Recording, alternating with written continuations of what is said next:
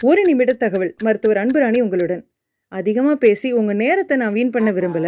குளிர்காலத்துல அடிக்கடி rest room போறதுனால கவலைப்பட்டு நிறைய பேர் சந்தேகப்பட்டு ரத்தத்துல சர்க்கரை அளவை செக் பண்றாங்க.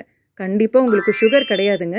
கோல்டு டயரிசிஸ் குளிர்காலங்கள்ல வேர்வை கம்மியா சுரக்கிறதுனால நம்ம உடல்ல இருக்கக்கூடிய நீர் அளவை பேலன்ஸ் பண்ண, ரத்த அழுத்தத்தை மெயின்டைன் பண்ண இயற்கையாவே நாம அடிக்கடி ரெஸ்ட் ரூம் போவோம். இதை நம்ம எப்படி குறைச்சிக்கலாம் அப்படின்னு பார்த்தீங்கன்னா, நீங்க தினசரி எடுத்துக்கக்கூடிய டீ, காஃபி அளவை கண்டிப்பா குறைச்சிருங்க. ஏன்னா, 1 ஸ்பூன் டீ தூள்ல வந்து பார்த்தீங்கன்னா, 17 மில்லிகிராம் கஃபைன் இருக்கு.